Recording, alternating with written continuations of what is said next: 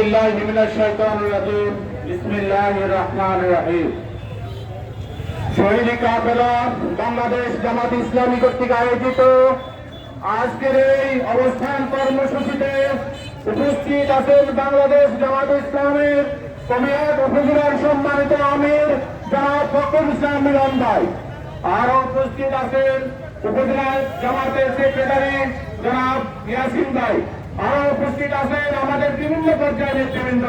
সবাইকে উপস্থিত জনতা, সবাইকে আসসালামু আলাইকুম ওয়া রাহমাতুল্লাহি ওয়া বারাকাতুহু।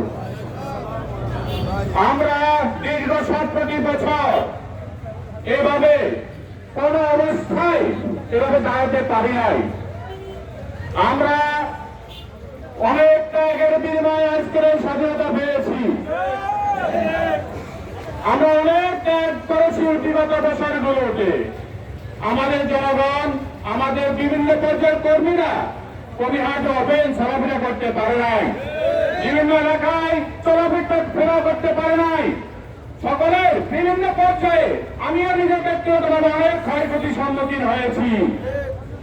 প্রিয় ভাইয়েরা, আমাদের স্বাধীনতাকে আমরা চেতনা মূল্যে ধরে রাখার চেষ্টা করব।